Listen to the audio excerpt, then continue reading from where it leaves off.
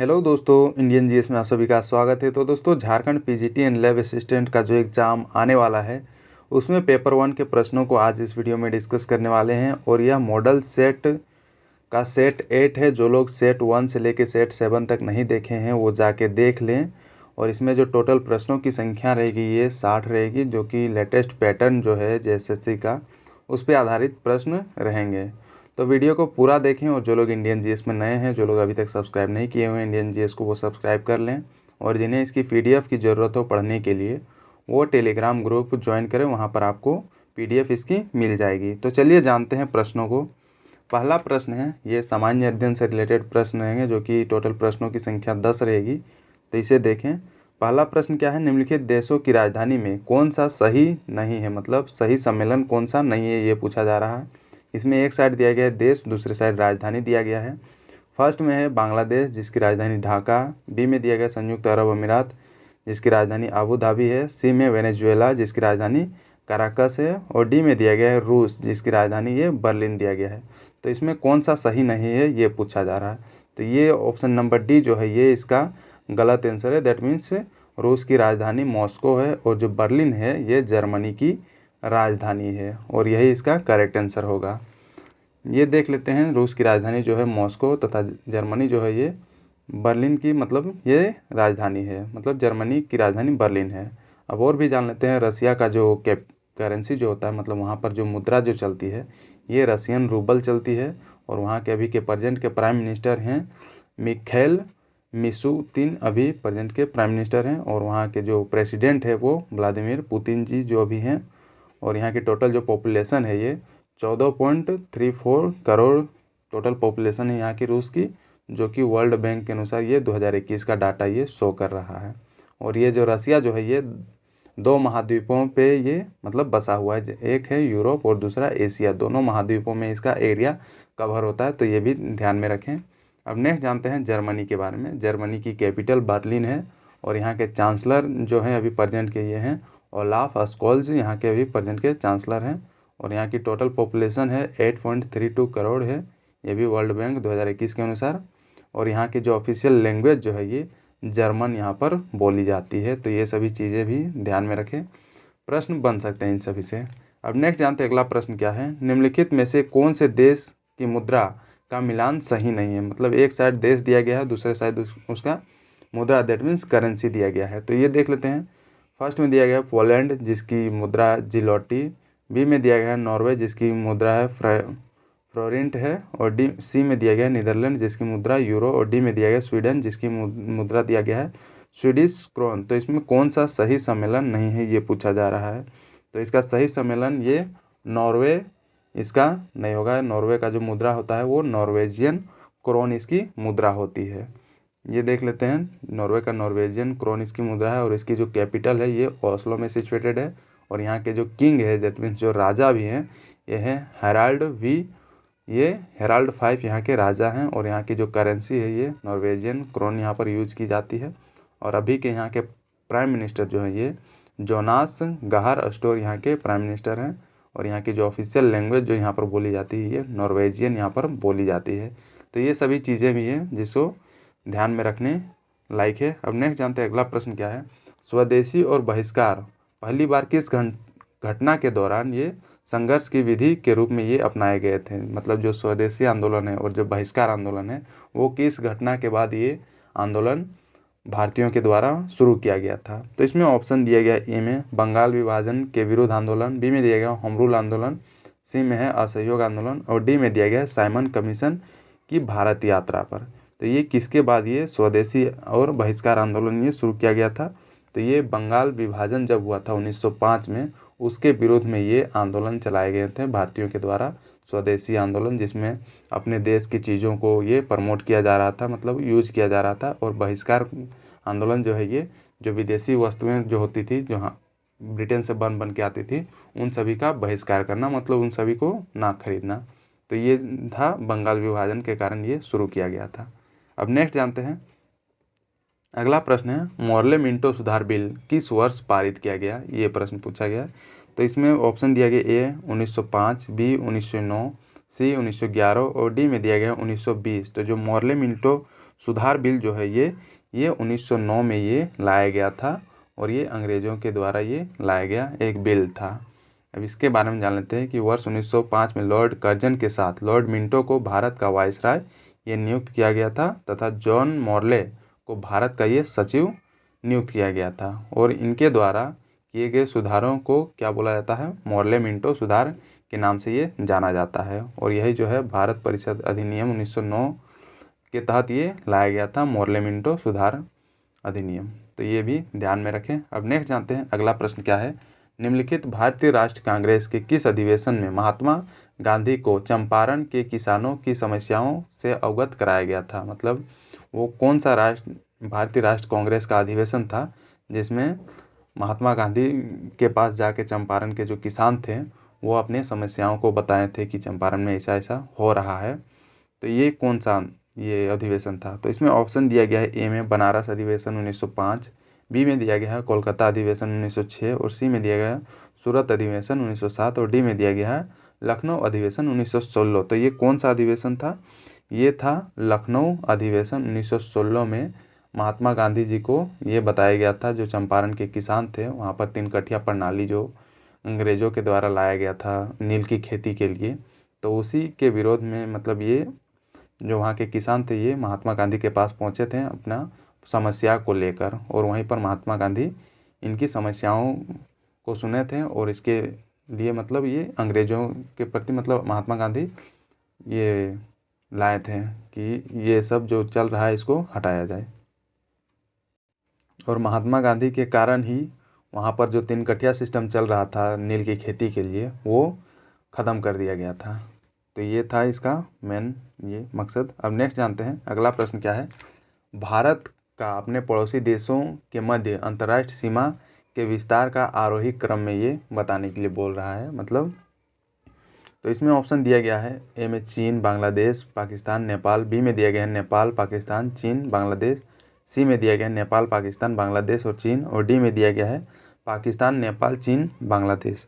तो इसका right answer क्या होगा, इसका राइट आंसर हो जाएगा option number B. That means आरोही क्रम में पूछा जा रहा है, मतलब छोटे से लेके बढ़ते क्रम में ये पूछा जा रहा है। तो सबसे छोटा ये नेपाल का बॉर्डर शेयर होता है, उसके बाद पाकिस्तान के पास, उसके बाद चीन, उसके बाद सबसे ज़्यादा बांग्लादेश के साथ हमारा देश का बॉर्डर शेयर होता है। तो ये भी ध्यान में रखें।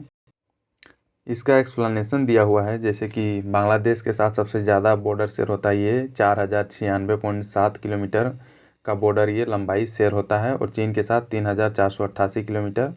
हालांकि ये डाटा कोई इम्पोर्टेंट नहीं है, बस ये याद रखना है कि सबसे ज़्यादा किसके साथ और सबसे कम किसके साथ शेयर होता है। तो सबसे ज़्यादा बांग्लादेश के साथ और सबसे कम अफ़गानिस्तान के साथ शेयर होता है जो कि 106 किलोमीटर की लंबाई ये बॉर्डर शेयर होती है। तो ये भी ध्यान में रखें। अब नेक्स्ट जानते हैं अगला प्रश्न क्या है।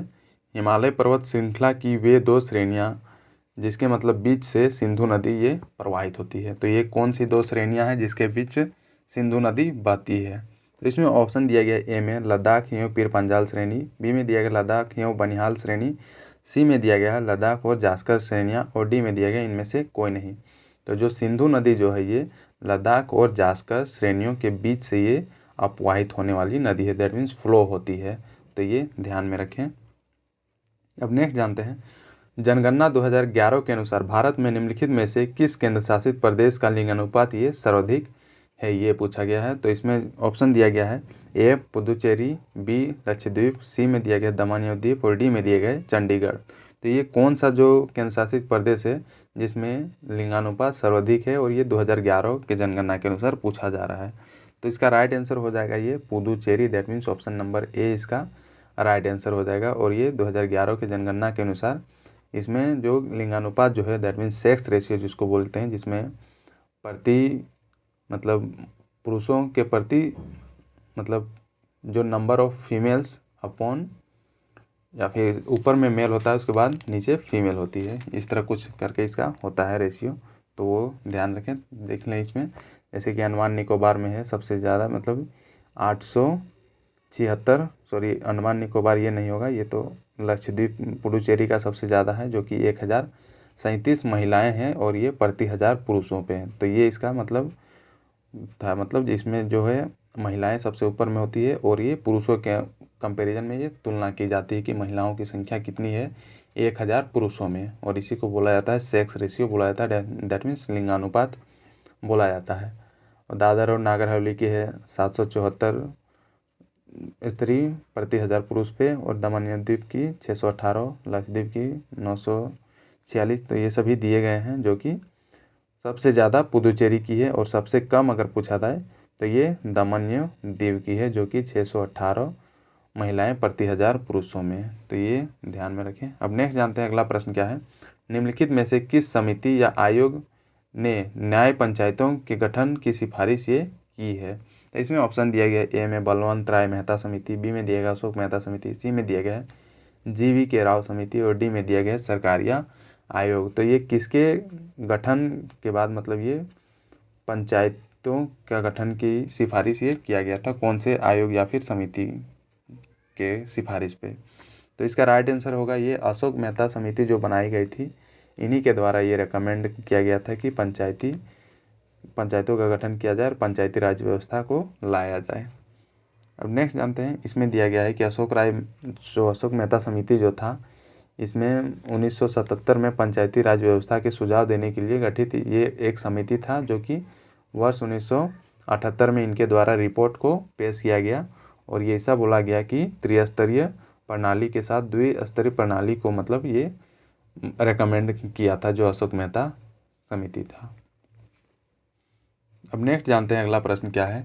केंद्रीय बजट 2022-23 के संदर्भ में कौन सा कथन सही है, ये पूछा गया है। तो इसमें ऑप्शन दिया गया है, ए में बजट 2022-23 में मिशन शक्ति के लिए 3184 करोड़ रुपए की बजट का आवंटन किया गया है। बी में दिया गया बजट 2022-23 में मनरेगा के लिए 73,000 करोड़ रुपए का आवंटन हुआ है, और सी में है बजट 2022-23 में 2000 किलोमीटर की रक्षा कवच के अंतर्गत लाया जाएगा तथा 2030 तक 280 गीगावाट तक बढ़ाने का ये लक्ष्य रखा गया है। और डी में दिया गया है सभी कथन सही हैं। तो ये केंद्रीय बजट 2022-23 के संदर्भ में कौन कौन से कथन सत्य हैं। तो इसका राइट आंसर क्या होगा, इसका right answer option number D होगा। दैट मीन्स ये जितने भी कथन दिए गए हैं ये सभी करेक्ट स्टेटमेंट हैं। अब नेक्स्ट जानते हैं अगला प्रश्न क्या है। अब झारखंड जीके से प्रश्न रहेंगे, और इसमें भी टोटल प्रश्नों की जो संख्या रहेगी वो 10 प्रश्न रहेंगे, तो इसे भी पूरा ध्यान से देखें। अब इसमें जानते हैं कि पहला प्रश्न क्या है। ISFR 2021 के अनुसार, that means Indian state of forest report जो 2021 में लाया गया था, इसके अनुसार झारखंड राज्य में सर्वाधिक 1% वाले जिले का सही क्रम कौन सा है, ये पूछा गया है। तो इसमें ऑप्शन दिया गया है, ए में जामताड़ा, देवघर, धनबाद, बी में दिया गया है हजारीबाग, दुमका, गिरिडीह, सी में है लातेहार, चतरा, पश्चिमी सिंहभूम, और डी में दिया गया धनबाद, जामताड़ा, पूर्वी सिंहभूम। तो इसका राइट आंसर क्या होगा, इसका राइट आंसर ये हो जाएगा लातेहार, चतरा और पश्चिमी सिंहभूम में जो है इसमें वनों का जो प्रतिशत है ये सही क्रम में है। इसमें दिखाया गया जो लातेहार में जो है ये 56% में वन है, और चतरा में 47.93% है, और पश्चिमी सिंहभूम में 46.63% यहाँ पर जंगल पाए गए हैं, और ये ISFR 2021 के रिपोर्ट के अनुसार ये बताया गया है। तो ये ध्यान में रखें। इसमें जान लेते हैं कि जो Indian state of forest report जो 2021 में लाया गया था, उसके जो मेजर जो पॉइंट हैं जिसको ध्यान रखने योग्य है, जो कि इसमें प्रश्न बन सकते हैं, तो इसे भी ध्यान से देख लें।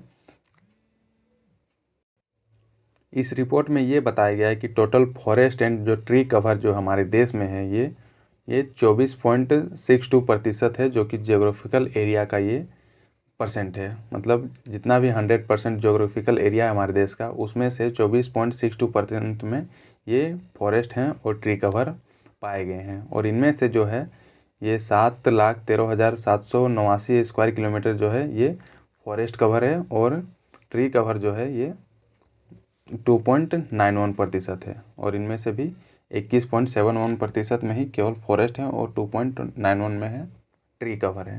तो ये भी ध्यान में रखें।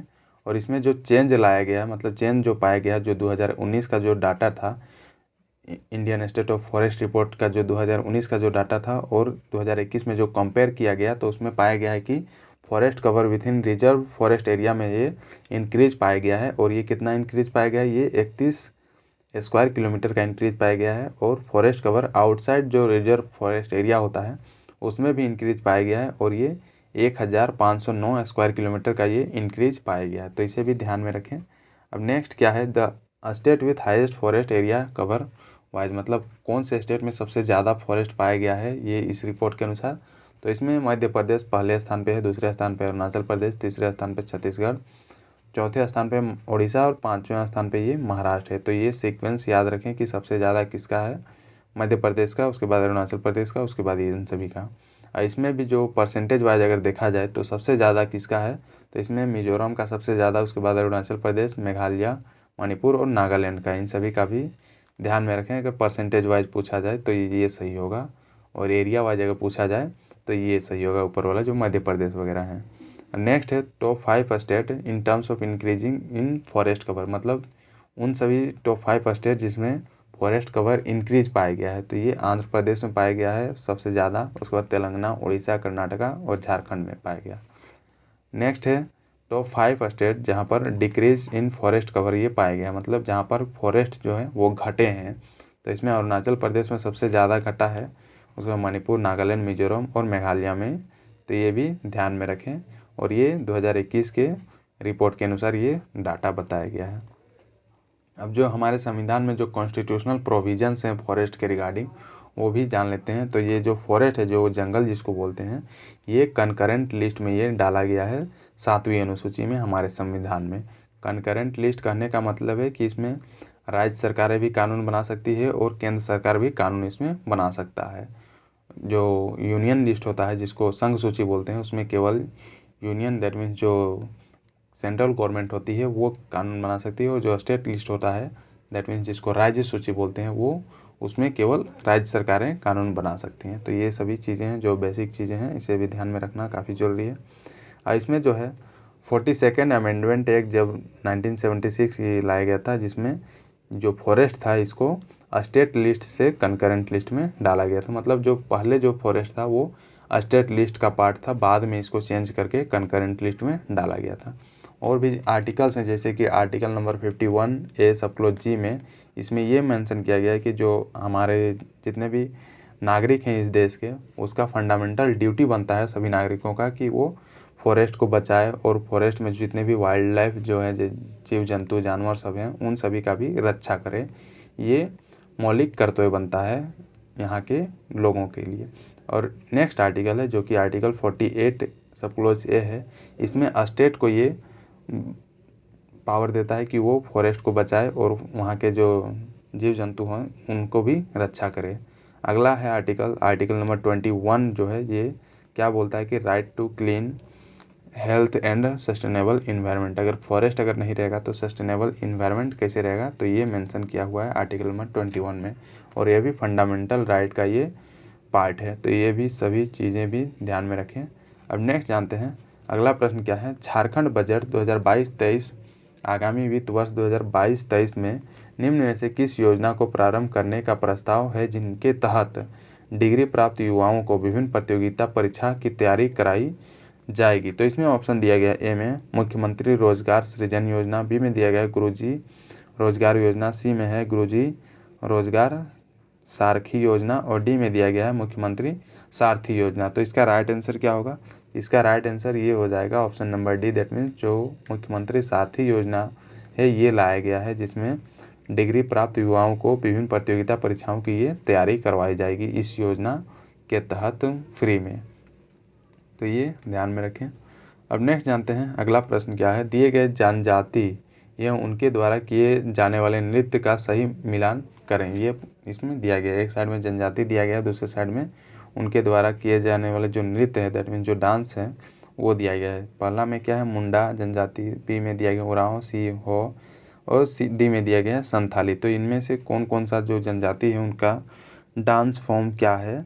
तो इसमें जो मुंडा जनजाति है वो तो पाइका डांस करते हैं, और जो उरांव जनजाति हैं वो जतरा डांस करते हैं, और जो हो जनजाति हैं ये बार नृत्य करते हैं, और संथाली जनजाति ये लांगड़े नृत्य करते हैं। तो इसमें देखा जाए तो ऑप्शन नंबर जो इसका सी है ये इसका करेक्ट आंसर होगा, और यही इसका करेक्ट आंसर है। तो ये देख लें, ये इसका सही मिलान दिया गया है। मुंडा लोग ये पाइका नृत्य, उरांव लोग जतरा नृत्य, हो लोग बाल नृत्य और संथाली लोग लांगड़े नृत्य ये सभी करते हैं।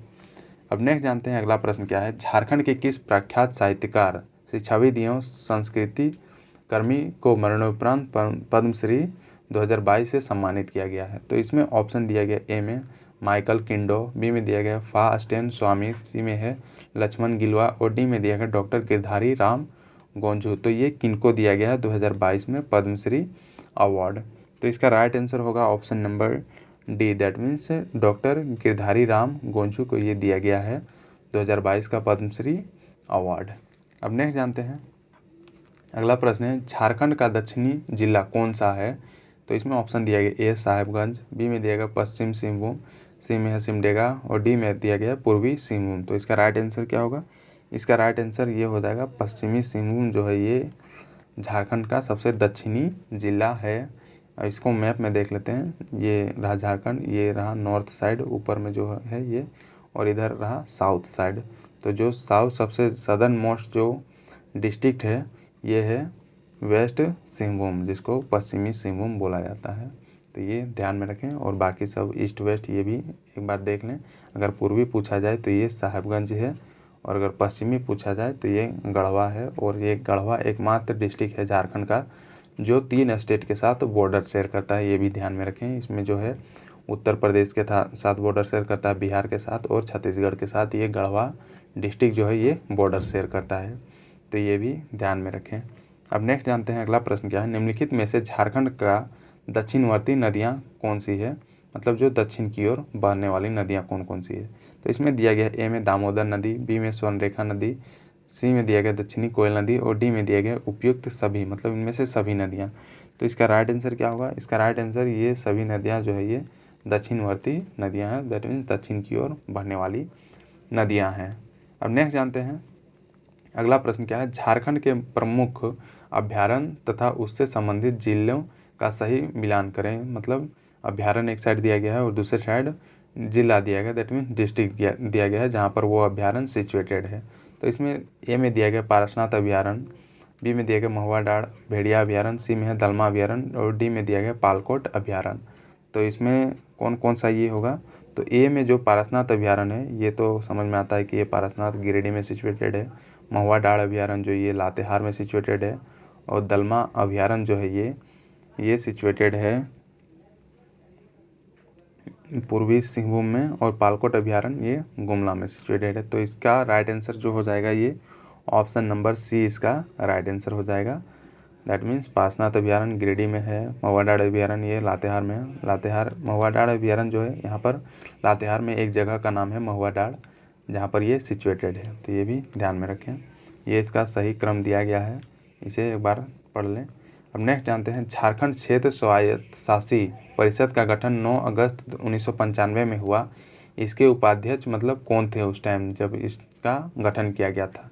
तो इसमें ऑप्शन दिया गया ए में शिबू सोरेन, बी में दिया गया NK रॉय, सी में राजेश पायलट और डी में दिया गया सूरज मंडल। तो इसका राइट आंसर क्या होगा? इसका right answer option number D हो जाएगा। दैट मीन्स सूरज मंडल जी जो थे ये झारखंड क्षेत्र स्वायत्त शासी परिषद का जो गठन किया गया था 9 अगस्त 1995 में, उस टाइम इसके उपाध्यक्ष थे सूरज मंडल जी। तो ये ध्यान रखें। इसमें जो है उपाध्यक्ष सूरज मंडल और इसका गठन 9 अगस्त 1995 में इसका किया गया था। अब नेक्स्ट जानते हैं अगला प्रश्न क्या है। झारखंड का दूसरा सबसे महत्वपूर्ण भाग संथाल परगना को प्राचीन काल में किस नाम से ये जाना जाता था? तो इसमें ऑप्शन दिया गया है ए में कांकजौल, बी में दिया गया है नरीखंड, सी में कुकुडलाड और डी में दिया गया है राजमहल। तो जो संथाल परगना क्षेत्र है उसको प्राचीन काल में किस नाम से जाना जाता था? इसको नरीखंड के नाम से जाना जाता था। That means option number B इसका करेक्ट आंसर होगा। ये देख सकते हैं संथाल परगना झारखंड का दूसरा सबसे बड़ा भाग है और इसको प्राचीन में नरीखंड के नाम से जाना जाता था। और इसके बाद में मतलब उसका नाम कागजोल कहा जाने लगा। मतलब पहले नारीखंड के नाम से जाना जाता था, उसके बाद कांकजोल कहने लगा। उसके बाद ह्वेनसांग ने संथाल परगना क्षेत्र के मुख्य भाग को राजमहल को की चिंग कायला के नाम से ये संबोधित किया था। तो ये भी ध्यान रखें। अब नेक्स्ट जानते हैं अगला प्रश्न क्या है। खेरवार आंदोलन जो है इसका नेतृत्व किसने किया था, ये प्रश्न है। तो इसमें ऑप्शन दिया गया है ए में भागीरथ मांझी, बी में गणपत राय, सी में दिया गया है बुद्धवीर और डी में दिया गया है विश्वनाथ सहदेव। तो इसका राइट आंसर क्या होगा? इसका राइट आंसर ये हो जाएगा भागीरथ मांझी जी के द्वारा खैरवार आंदोलन का ये नेतृत्व किया गया था। ये जो खैरवार आंदोलन जो है ये 1874 में ये हुआ था और इसका नेतृत्व करता जो भागीरथ मांझी जी थे। अब नेक्स्ट जानते हैं अगला प्रश्न। अब ये सामान्य विज्ञान से प्रश्न रहेंगे, तो इसे भी ध्यान से देखें। और इसमें भी टोटल 10 प्रश्न रहेंगे और बाकी जो हिंदी का जो है उसमें 20 प्रश्न रहेंगे, जो टोटल मिला के ये 60 प्रश्न इसमें हैं। तो इसमें पहला प्रश्न है विद्युत चुंबकीय तरंगों का वेग क्या होता है, मतलब उसका जो वेग होता है वो कितना होता है। तो इसमें ऑप्शन दिया गया ए में 3 × 10⁸ मीटर पर सेकेंड, बी में दिया है 3 × 10⁷ मीटर पर सेकेंड, सी में है 3 × 10⁶ मीटर पर सेकेंड और डी में दिया गया है 3 × 10⁵ मीटर पर सेकेंड। तो इसका राइट आंसर क्या होगा? इसका राइट आंसर ये हो जाएगा 3 × 10⁸ मीटर पर सेकेंड जो होता है ये विद्युत चुंबकीय तरंगों का ये वेग होता है, दैट मीन्स जो वेलोसिटी होता है। अब नेक्स्ट जानते हैं अगला प्रश्न क्या है। अगला प्रश्न है आंतों के रोगों के निदान में निम्न किरणों का उपयोग किया जाता है, मतलब इनमें से मतलब कौन सा किरण का यूज किया जाता है आंतों के रोग को उसके बचाव के लिए। तो इसमें दिया गया है ए में एक्स किरण, बी में दिया गया अल्फा किरण, सी में है बीटा किरण और डी में दिया गया गामा किरण। तो इसमें एक्स किरणों का यूज किया जाता है आंतों के रोग को बचाने के लिए, मतलब जो लोग आंत के रोग से पीड़ित हैं उसको एक्स किरणों से ये वो रोग को दूर किया जाता है। अब नेक्स्ट जानते हैं अगला प्रश्न क्या है। चंद्रमा के धरातल पर दो व्यक्ति एक दूसरे की बात नहीं सुन सकते क्योंकि, मतलब उसका रीज़न क्या है जिसके कारण वो एक दूसरे का बात नहीं सुन सकते हैं। इसमें ऑप्शन दिया गया ए में चंद्रमा पर उनके कान काम करना बंद कर देते हैं, बी में है चंद्रमा पर वायुमंडल नहीं है, सी में दिया गया है चंद्रमा पर वे विशेष प्रकार के अंतरिक्ष सूट पहने रहते हैं और डी में दिया गया है चंद्रमा पर ध्वनि बहुत ही मंद गति से चलती है। तो इसका राइट आंसर क्या होगा? इसका राइट आंसर और ये ऑप्शन नंबर बी हो जाएगा, दैट मीन्स चंद्रमा पर वायुमंडल ये नहीं है। अगर वायुमंडल रहता तो वहाँ पर भी एक दूसरे का बात सुना जा सकता था। वायुमंडल नहीं होने के कारण जो बात की जो एक जगह से दूसरी जगह वो ट्रेवल नहीं कर पाता है, जो वॉइस होता है। अब नेक्स्ट जानते हैं अगला प्रश्न क्या है। D2O का अधिकतम उपयोग होता है, मतलब जो D2O जो है इसका सबसे ज़्यादा कहाँ पर यूज किया जाता है। ये D2O जिसको भारी जल बोला जाता है ड्यूटेरियम ऑक्साइड। अब इसमें ऑप्शन दिया गया ए में कीटनाशक बनाने में, बी में दिया गया रासायन उद्योग में, सी में है परमाणु भट्टी में और डी में दिया गया है फार्मास्यूटिकल उद्योग में। तो इसका सबसे ज़्यादा जो यूज होता है ये परमाणु भट्टियों में इसका यूज किया जाता है, जिसको भारी जल बोला जाता है D2O। अब नेक्स्ट जानते हैं, ये इसका एक्सप्लेनेशन दिया गया है, इसको एक बार पढ़ लें। जैसे कि D2O को भारी जल कहा जाता है और ये सामान्य जल में हाइड्रोजन के स्थान पर ड्यूटेरियम जोड़ दिया जाता है जो और वो भारी जल के अणु बन जाता है।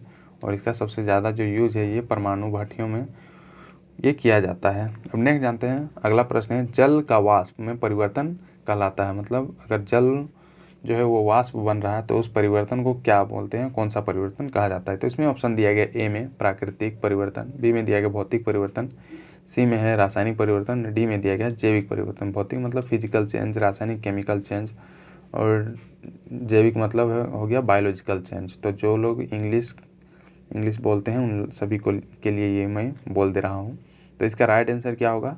इसका राइट आंसर ये हो जाएगा option number B, that means जो जल से जो वाष्प बनता है ये एक फिजिकल चेंज है, दैट मीन्स भौतिक परिवर्तन इसको कहते हैं। अब नेक्स्ट जानते हैं अगला प्रश्न है मोनाजाइट किसका अयस्क है, ये पूछा गया है। तो इसमें ऑप्शन दिया गया है एक ए में जर्कोनियम, बी में दिया गया थोरियम, सी में है टाइटेनियम और डी में है लाह। तो जो मोनाजाइट है ये थोरियम का ये एक अयस्क है, दैट मीन्स और जिसको बोलते हैं शॉर्ट फॉर्म में, मतलब मोनाजाइट को ही ये एक्सट्रैक्ट करके इससे थोरियम निकाला जाता है प्रोसेसिंग करके वगैरह वगैरह। अब नेक्स्ट जानते हैं अगला प्रश्न क्या है। सूची 1 को सूची 2 में सुमेलित कीजिए तथा सूचियों के नीचे दिए गए कूट का प्रयोग करते हुए सही उत्तर का इसमें चयन करना, चूज करना है। तो इसमें एक साइड सूची 1 दिया गया है, दूसरे साइड सूची 2 दिया गया है। तो इसमें एक साइड दिया गया अचार, बी में दिया गया खट्टा दूध, सी में दिया गया सेव और डी में दिया गया शीतल पेयों वगैरह। तो इसमें कौन सा ये मेल होगा, तो ये पूछा जा रहा है। तो जो खट्टा दूध होता है उसमें क्या पाया जाता है, उसमें लैक्टिक अम्ल पाया जाता है। तो ये इसका बी का 3 हो जाएगा। और अचार जो होता है उसमें कौन सा ये पाया जाता है, ये अचार में पाया जाता है, अचार में पाया जाता है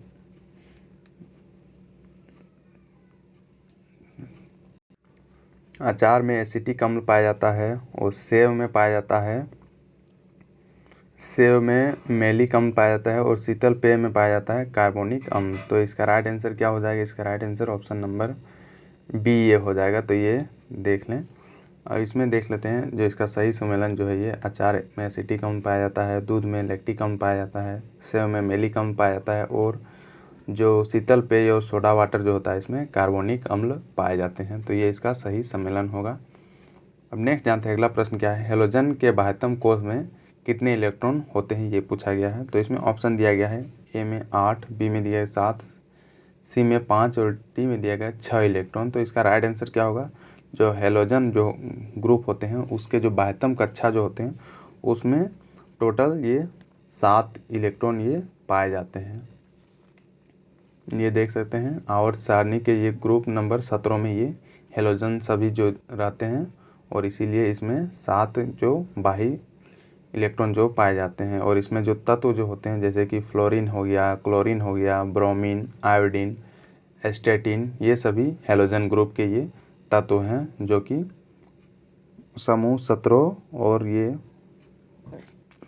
सभी में ये मतलब जो आवर्त सारणी है उसमें सिचुएटेड है। अब नेक्स्ट जानते हैं अगला प्रश्न क्या है। ऑक्टोपस दिया गया है और इसमें ऑप्शन दिया गया है, एक संधिपाद है, बी में दिया गया है शूलचर्मी है, सी में है एक हेमीकॉड है, और डी में दिया गया है एक मृद कवची है। तो ये ऑक्टोपस जो है ये क्या है, तो ये है एक मृद कवची, दैट मीन्स मोलास्का श्रेणी का ये एक जीव जंतु है जिसको ऑक्टोपस कहते हैं। और इसके 8 पाद होते हैं, मतलब जो चलने वाला जो होता है जिसमें वो चलता है उसको, उसमें 8 होते हैं, ये ध्यान। ये इसका एक्सप्लेनेशन दिया गया है, दैट मीन्स ऑक्टोपस जो होता है एक मृद कवच जंतु है जिसे मतलब डेविल फिश के नाम से भी ये जाना जाता है। और इसमें 8 मुख्य भुजाएं पाई जाती है, इसी के कारण इसको ऑक्टोपस बोला जाता है। और इसका जो सिर में मुख तथा 2 बड़े नेत्र पाए जाते हैं, तो ये भी ध्यान में रखें। अब नेक्स्ट जानते हैं अगला प्रश्न क्या है। सूची 1 का सूची 2 में सम्मिलित कीजिए और सूचियों के नीचे देखिए, मतलब इसमें मेल करना है। मलेरिया जो होता है वो किसके कारण होता है, पोलियो किसके कारण होता है, तपेदिक किसके कारण होता है, और दाद जो होता है ये किसके कारण होता है। तो इसका जो राइट आंसर होगा ये ऑप्शन नंबर ये ए हो जाएगा। दैट मीन्स जो मलेरिया जो होता है ये प्रोटोजोआ के कारण होता है, और पोलियो जो होता है ये विषाणु के वायरस के कारण होता है, और जो तपेदिक जो होता है ये जीवाणु के कारण बैक्टीरिया के कारण होता है, और दाद जो होता है ये फंगी के कारण होता है, दैट मीन्स कवक के कारण होता है। तो ये इसका करेक्ट आंसर हो जाएगा, तो ये ध्यान में रखें। अब नेक्स्ट जानते हैं अगला प्रश्न क्या है। अब ये कंप्यूटर से रिलेटेड प्रश्न रहेंगे, तो इसे भी ध्यान से देखें। तो पहला प्रश्न है, 2 या 2 से अधिक प्रोसेसरों पर एक या एक से अधिक उपयोगकर्ताओं के एकजुट होने के रूप से मतलब किस रूप से ये जाना जाता है। तो इसमें दिया गया ए में मल्टीटास्किंग, बी में दिया गया मल्टी प्रोसेसिंग, सी में है मल्टी प्रोग्रामिंग, और डी में दिया गया है समय साझा। तो इसका राइट आंसर क्या होगा, इसका राइट आंसर ये हो जाएगा, दैट मीन्स मल्टी प्रोसेसिंग जो होता है ये 2 या 2 से अधिक अगर प्रोसेसर हैं उनमें एक से अधिक उपयोगकर्ता यूज कर रहे हैं उस प्रोसेसर को, तो उसको मल्टी प्रोसेसिंग कहते हैं, और ये इसका राइट आंसर हो जाएगा। अब नेक्स्ट जानते हैं अगला प्रश्न क्या है। अगला प्रश्न है, कंप्यूटर सिस्टम का सरल उपयोग मतलब क्या है। तो इसमें ए में दिया गया है ऑपरेटिंग सिस्टम का उद्देश्य, बी में दिया गया ऑपरेटिंग सिस्टम की आवश्यकता, सी में है ऑपरेटिंग सिस्टम का कार्य, और डी में दिया गया इनमें से कोई नहीं। तो इसका राइट आंसर क्या होगा, इसका राइट आंसर ऑप्शन नंबर ए हो जाएगा। दैट मीन्स ऑपरेटिंग सिस्टम का उद्देश्य जो है ये कंप्यूटर सिस्टम का सरल उपयोग के कारण ये यूज किया जाता है। अब नेक्स्ट जानते हैं अगला प्रश्न है, हार्डवेयर संसाधनों के नियंत्रण और उपयोग को संभालता है, तो ये किसके द्वारा संभाला जाता है। तो इसमें ऑप्शन दिया गया है, ए में बूटिंग, बी सूलिंग, सी में ऑपरेटिंग सिस्टम, और डी में दिया गया है थ्रेसिंग। तो इसका राइट आंसर क्या होगा, इसका राइट आंसर हो जाएगा ये option number C, that means operating system जो होता है ये हार्डवेयर संसाधनों के नियंत्रण और उपयोग को ये संभालता है। जो ऑपरेटिंग सिस्टम जो कंप्यूटर में लगे होते हैं वही संभालता है हार्डवेयर को। अब नेक्स्ट जानते हैं, इसमें एक्सप्लेनेशन दिया गया है जैसे कि ऑपरेटिंग सिस्टम हार्डवेयर संसाधनों के नियंत्रण और उपयोग को संभालता है, और जो आधारभूत सिस्टम जो कार्य करने के सक्षम हो वही ऑपरेटिंग सिस्टम ये कहलाता है। जैसे कि उदाहरण के तौर पे देखा जाए तो विंडोज़ हो गया, लिनक्स हो गया, ये सभी क्या है, ऑपरेटिंग सिस्टम है।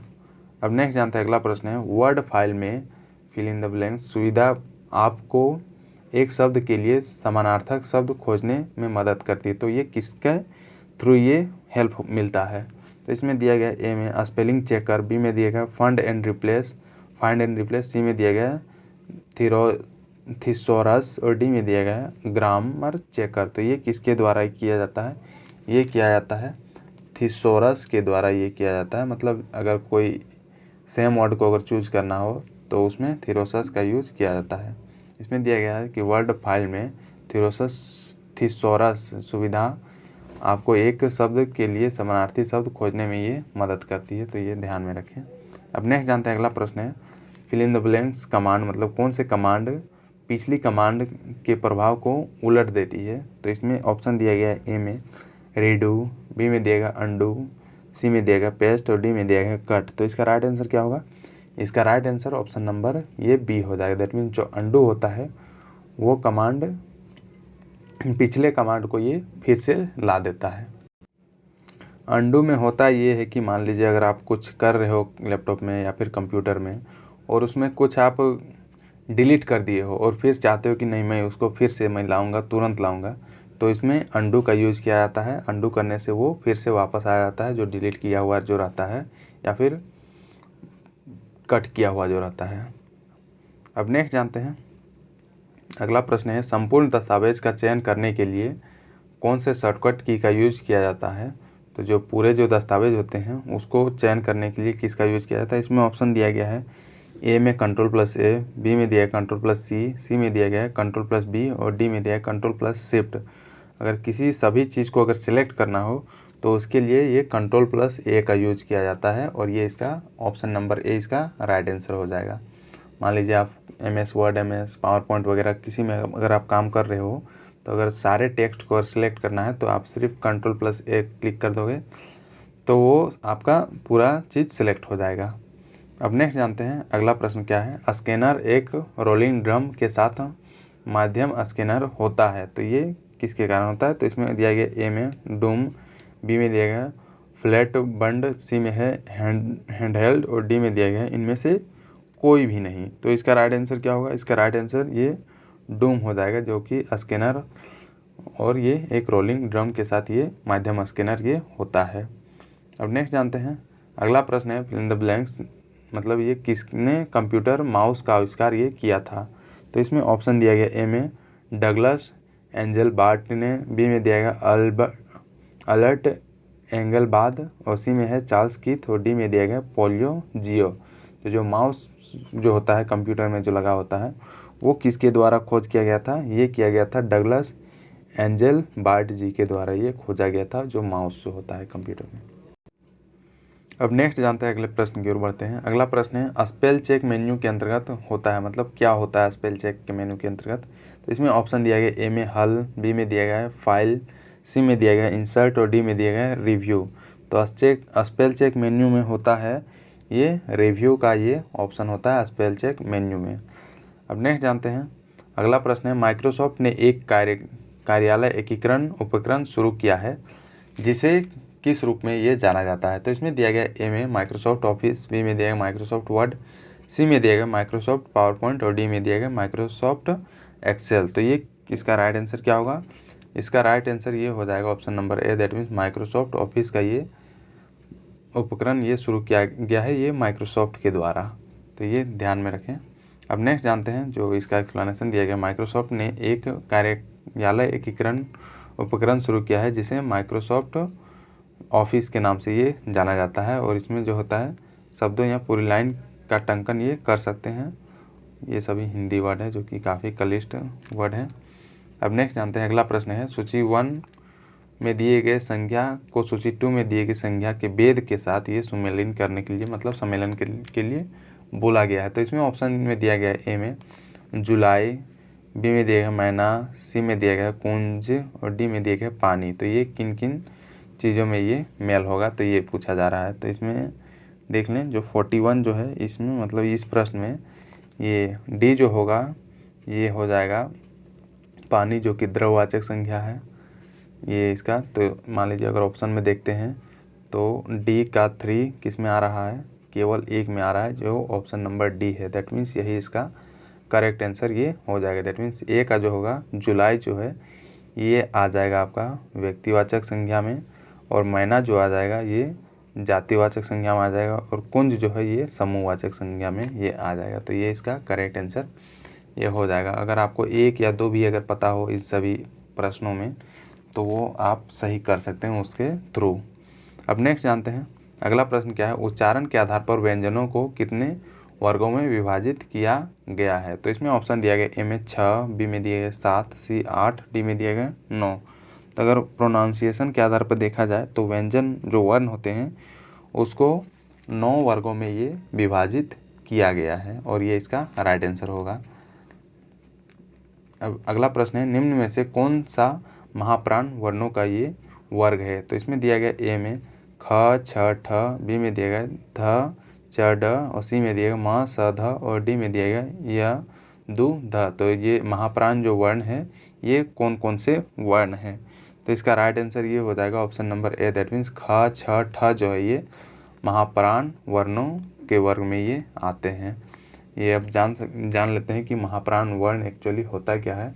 तो भाषा विज्ञान में महाप्राण व्यंजन जो होता है वह व्यंजन होते हैं जिन्हें मुख से वायु प्रवाह के साथ ये बोला जाता है। मतलब अगर उसको बोलेंगे तो वो वायु प्रवाह के साथ इसको बोला जाता है। जैसे कि हो गया ख, घ, झ, फ, मतलब इसमें ज़्यादा जोर देना पड़ता है, ज़्यादा एयर को आउट करना पड़ता है। और जो अल्प प्राण जो व्यंजन होते हैं इसमें बहुत कम वायु प्रवाह के साथ ये बोला जाता है। जैसे कि हो गया क, कम, मतलब थोड़ा सा ही बोलने से ये हो जा रहा है।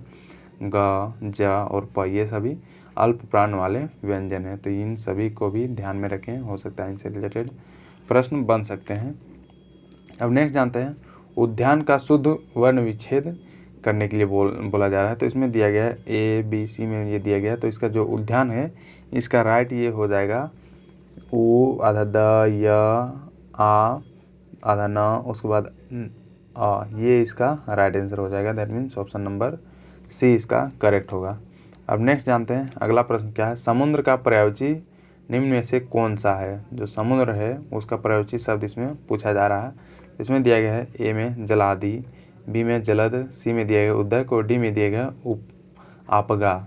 इसका राइट आंसर क्या होगा। इसका राइट आंसर ऑप्शन नंबर ए हो जाएगा। दैट मीन्स समुद्र का जो पर्यायवाची शब्द ये जलाधि होता है। अब नेक्स्ट जानते हैं निम्नलिखित में समोच्चरित भिन्नार्थक शब्द युग्म नहीं है।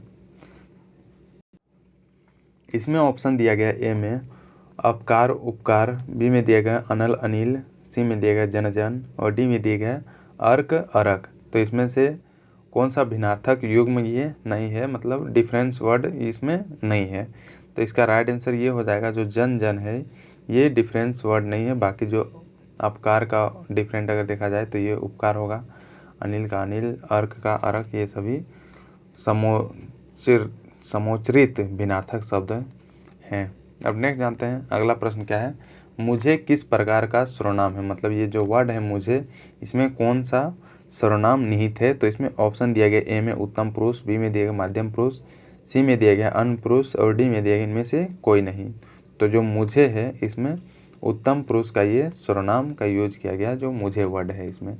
अब जो उत्तम पुरुष सर्वनाम किसको बोलते हैं ये भी जान लेते हैं। तो जिन सर्वनाम शब्दों का उपयोग बात करने वाला व्यक्ति स्वयं के लिए करता हो उस सर्वनाम को क्या बोला जाता है, उत्तम पुरुषवाचक सर्वनाम बोला जाता है। जैसे कि हो गया मैं, हम, मुझे, मेरा, हमारा, हमें इत्यादि, ये सभी जो वर्ड हैं ये उत्तम पुरुषवाचक सर्वनाम ये कहलाते हैं। तो ये भी ध्यान में रखें। अब नेक्स्ट जानते हैं अगला प्रश्न है निम्नलिखित में से कौन सी भाववाचक संख्या है। तो इसमें ऑप्शन दिया गया ए में भारत, बी में दिया गया लड़का, सी में मित्रता, डी में दिया गया पेड़। तो तो इसका राइट आंसर क्या होगा, जो भाववाचक संज्ञा है ये ऑप्शन नंबर सी है। दैट मीन्स जो मित्रता जो है ये एक मित्र का भाव दिखा रहा है, मित्रता जो वर्ड है। अब ये जान लेते हैं कि भाववाचक संज्ञा एक्चुअली इसको कहते हैं किसको है। तो जिस संज्ञा शब्द से पदार्थों की अवस्था, गुण, दोष, भाव या दशा, धर्म इत्यादि का बोध हो उसे क्या बोला जाता है, भाववाचक संज्ञा बोला जाता है। जैसे कि हो गया बुढ़ापा, मिठास, बचपन, मोटापा, चढ़ाई, थकावट, ये सभी जो है भाववाचक संज्ञा के ये वर्ड हैं। अब नेक्स्ट जानते हैं अगला प्रश्न क्या है, निम्न में से पुल्लिंग शब्द को पहचानिए। मतलब इनमें से कौन सा पुल्लिंग शब्द है। ए में दिया गया भुजा, बी में दिया गया जाति, सी में दिया गया चिड़िया और डी में दिया गया कपड़ा। तो इसमें से कौन सा पुल्लिंग शब्द है। इसमें पुल्लिंग शब्द ये ऑप्शन नंबर डी है, जो कपड़ा जो है ये पुल्लिंग शब्द है, बाकी सभी ये स्त्रीलिंग शब्द हैं। चिड़िया, जाति, भुजा ये सभी स्त्रीलिंग वर्ड्स हैं। अब नेक्स्ट जानते हैं आशीर्वाद का सही संधि विच्छेद कौन सा है, ये पूछा जा रहा है। तो इसमें ऑप्शन दिए गए ए में आशीर प्लस वाद, बी में दिया गया आरसी प्लस वाद, सी में दिया गया आशी प्लस वाद और डी में दिया गया इनमें से कोई नहीं। तो इसका करेक्ट जो संधि विच्छेद होगा ये ऑप्शन नंबर सी हो जाएगा। दैट मीन्स आशी प्लस वाद ये हो जाएगा आशीर्वाद का संधि विच्छेद। अब नेक्स्ट जानते हैं अगला प्रश्न है रसोईया में कौन सा प्रत्यय है, ये पूछा गया है। तो इसमें दिया गया ए में या, बी में दिया गया या, सी में है आ, डी में दिया गया रस। तो इसका राइट आंसर क्या होगा, इसका right answer option number B हो जाएगा। दैट मीन्स या जो है ये प्रत्यय इसमें जुड़ा हुआ है। प्रत्यय कहने का मतलब जो वर्ड के लास्ट में जुड़ता है उसको प्रत्यय बोला जाता है, और उपसर्ग कहने का मतलब जो शुरू में जुड़ता है और उस वर्ड का अर्थ को बदल देता है उसको उपसर्ग बोला जाता है। और प्रत्यय जो होता है जिसमें लास्ट में जुड़ के उस वर्ड का अर्थ को बदल देता है। तो इसका right answer option number B हो जाएगा। ये इसका डेफिनेशन दिया गया है कि प्रत्यय वे शब्द हैं जो दूसरे शब्दों के अंत में जुड़कर अपनी प्रकृति के अनुसार शब्द के अर्थ में ये परिवर्तन कर देते हैं, और इसी को क्या बोला जाता है, प्रत्यय बोला जाता है। अब नेक्स्ट जानते हैं मृगनयनी शब्द में निम्न में से कौन सा समास ये इसमें मेंशन किया हुआ है। तो इसमें ऑप्शन में दिया गया ए में तत्पुरुष समास, बी में दिया गया द्विगु समास, सी में क्रमधारय समास, डी में दिया गया बहुव्रीहि समास। तो जो मृगनयनी है इसमें क्रमधारय समास का ये यूज किया हुआ है इस वर्ड में। अब ये जान लेते हैं कि क्रमधारय समास कहते किसको हैं। तो जिस समास में प्रथम पद विशेषण या उपमान होता है तथा द्वितीय पद जो होता है ये विशेष या उपमेय होता है, जिसका अर्थ ये होता है कि विशेषण विशेष्य तथा उपमान उपमेय का संबंध रहता है, उसको क्रमधारय समास बोला जाता है। तो ये इसका डेफिनेशन होगा, ये ध्यान में रखें। अब नेक्स्ट जानते हैं अगला प्रश्न है पंचवटी शब्द में निम्न में से कौन सा समास यूज किया गया है। तो इसमें दिया गया ए में द्विगु समास, बी में दिया गया अविभाज्य समास, सी में है तत्पुरुष समास, डी में दिया गया बहुव्रीहि समास। तो इसका राइट आंसर क्या होगा, इसका राइट आंसर ये हो जाएगा option number A. That means Panchavati जो वर्ड है इसमें द्विगु समास का इसमें यूज किया गया है। इसका डेफिनेशन क्या होता है द्विगु समास का, इसमें जो होता है जो प्रथम पद जो होता है द्विगु समास में ये संख्यावाचक शब्द होते हैं और दूसरा पद जो होता है ये संज्ञा शब्द होता है, और ये सभी को मिला के ये बोला जाता है द्विगु समास इसको बोला जाता है। तो ये भी ध्यान में रखें। और जो पंचवटी है जिसमें पंच का मतलब 5 होता है और वटी का मतलब कुछ और होता होगा।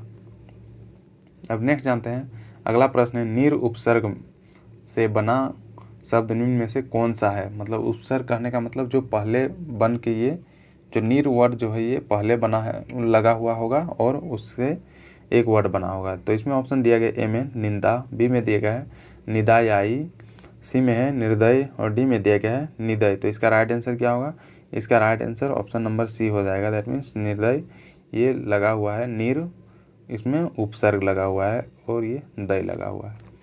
तो ये इसका राइट आंसर हो जाएगा। और ये तो बता चुके हैं उपसर्ग किसको बोलते हैं कि ये जो शब्द के पहले मतलब आरंभ में जो लगता है और उसका अर्थ बदल देता है उसको उपसर्ग बोला जाता है, और प्रत्यय जो लास्ट में लगता है और अर्थ बदल देता है। अब नेक्स्ट जानते हैं अगला प्रश्न है अपने मेरे बिना स्वर्ग नहीं दिखता का अर्थ क्या होगा। ये जो इसका अर्थ पूछा जा रहा है कि अपने मेरे बिना स्वर्ग नहीं दिखता। तो इसमें ऑप्शन दिया गया ए में स्वयं प्रयत्न करने पर ही काम बनता है, बी में दिया गया विपत्ति में पड़े बिना अच्छा फल नहीं मिलता, सी में है प्रयत्न किए बिना वास्तविकता सामने नहीं आती और डी में दिया गया स्वयं ही सब कार्य करना पड़ता है। तो इसका राइट आंसर क्या होगा, इसका राइट आंसर ऑप्शन नंबर ए हो जाएगा। दैट मीन्स स्वयं प्रयत्न करने पर ही काम बनता है, इसका अर्थ यही हो जाएगा, मतलब अपने मेरे बिना स्वर्ग नहीं दिखता का अर्थ होगा स्वयं प्रयत्न करने पर ही काम बनता है। अब नेक्स्ट जानते हैं अगला प्रश्न क्या है। ना नोम मन तेल होगा ना राधा नाचेगी, इस लोकोक्ति का भाव क्या है, मतलब इसका अर्थ पूछा जा रहा है। तो इसमें ऑप्शन दिया गया है कि ए में काम ना करने का बहाना बनाना, बी में दिया गया खूब काम करना, सी में है काम से दिल उबता और डी में दिया गया है काम में आलस्य करना। तो इसका राइट आंसर यही हो जाएगा ऑप्शन नंबर डी, इस लोकोक्ति का अर्थ। अब नेक्स्ट जानते हैं अगला प्रश्न है गुल्लर का फूल होना मुहावरे का अर्थ कौन सा है। तो इसमें दिया गया ए में लापता होना, बी में दिया गया खूबसूरत होना, सी में दिया गया बेवकूफ़ होना और डी में दिया गया कोमल होना। तो जो गुल्लर का फूल होना इसका अर्थ होता है लापता हो जाना। जो गुल्लर का फूल होता है वो जल्दी नहीं खिलता है, इसी के से रिलेटेड ये है, मतलब लापता हो जाना मतलब जल्दी नहीं मिलना। अब नेक्स्ट जानते हैं अगला प्रश्न है निम्न में से शुद्ध वाक्य को चुनने के लिए पूछा जा रहा है, मतलब शुद्ध वाक्य कौन सा है ये पूछा जा रहा है। तो इसमें ऑप्शन में दिया गया ए में महात्मा गांधी का देश सदा आभारी रहेगा, बी में दिया गया आभारी रहेगा महात्मा गांधी का देश सदा, सी में है रहेगा देश सदा महात्मा गांधी का आभारी और डी में दिया गया देश सदा महात्मा गांधी का आभारी रहेगा। तो इसके जो करेक्ट सेंटेंस जो होगा वो कौन सा होगा, ये ऑप्शन नंबर डी इसका करेक्ट सेंटेंस होगा। दैट मीन्स देश सदा जो है महात्मा गांधी का ये आभारी रहेगा। अब नेक्स्ट जानते हैं अगला प्रश्न क्या है। अगला प्रश्न है राजेश आए तो राम जाए, इस वाक्य की पहचान करें, मतलब ये कौन सा वाक्य है। इसमें दिया गया है हेतु मद भविष्य वाक्य, बी में दिया गया सामान्य भविष्य वाक्य, सी में है संभाव्य भविष्य वाक्य और डी में दिया गया इनमें से कोई नहीं। तो इसका राइट आंसर क्या होगा, इसका राइट यही हो जाएगा option number A, that means हेतु भविष्य वाक्य टाइप का ये सेंटेंस है जो कि राजेश आए तो राम जाए। इसका डेफिनेशन क्या होता है कि जिस काल में एक क्रिया का होना दूसरी क्रिया पर निर्भर होता है उसे क्या बोला जाता है, हेतु मद भविष्यत काल बोला जाता है। जैसे कि यदि राम जाएगा तो सीता भी जाएगी, ये इसका एक उदाहरण है। अब नेक्स्ट जानते हैं अगला प्रश्न क्या है और ये लास्ट प्रश्न है। नेक्स्ट प्रश्न निम्नलिखित में से मिश्र वाक्य कौन सा है। तो इसमें दिया गया ए में रण में सेनापति को वीरता दिखाने के कारण राष्ट्रपति उसे वीर चक्र प्रदान किया, बी में दिया गया उसे लूटने के अतिरिक्त पीटा भी गया, सी में है उसे मना लिया कि दोष उसका है और डी में दिया गया है मेरा मित्र आया और हम दोनों शेयर करने चल पड़े। तो इसका राइट आंसर क्या होगा, इसका राइट आंसर ये ऑप्शन नंबर सी हो जाएगा। दैट मीन्स उसने मना लिया कि दोष उसका है, ये एक मिश्र वाक्य है। दैट मीन्स मिश्र वाक्य। अब इसमें यही इसका करेक्ट आंसर होगा। तो ये था दोस्तों झारखंड लैब असिस्टेंट और पीजीटी का जो एग्ज़ाम आने वाले दिनों में होने वाला है उसके जो प्रश्न हैं संभावित प्रश्न यही सब हैं। जो लोग रेगुलर देख रहे हैं उनके लिए तो काफ़ी अच्छा है क्योंकि ये एग्ज़ाम काफ़ी अपॉर्चुनिटी देता है झारखंड में जॉब करने के लिए। तो ये ध्यान से देखें और पढ़ें आराम से, अपना सब्जेक्ट को भी जो पेपर 2 है उसे भी रेगुलर देखते रहें, पढ़ते रहें, उसका जो सिलेबस जो है उसे भी ध्यान में देखते रहें। तो ये थैंक यू दोस्तों। तो वीडियो को लाइक शेयर ज़रूर करें और अपने दोस्तों के बीच ज़रूर शेयर करें जो भी लैब असिस्टेंट और पीजीटी का तैयारी कर रहे हैं उन्हें भी थोड़ा बहुत हेल्प मिल जाएगा इस चैनल के थ्रू। और जो लोग इंडियन जीएस में नए हैं, जो लोग अभी तक सब्सक्राइब नहीं किए हुए हैं वो सब्सक्राइब ज़रूर करें और जिन्हें इसकी पीडीएफ की ज़रूरत हो पढ़ने के लिए वो टेलीग्राम ग्रुप में ज्वाइन करें, वहाँ पर आपको इसकी पीडीएफ मिल जाएगी। और एग्ज़ाम से पहले तो कम से कम इस पीडीएफ को 2-3 बार जितने भी पीडीएफ हैं, जितने भी मॉडल सेट मैंने करवाए हैं उसको पढ़ के जाएं, ताकि आपको एग्ज़ाम में ज़रूर कुछ ना कुछ आपको इससे रिलेटेड प्रश्न पूछे ही जाएंगे। तो थैंक यू दोस्तों।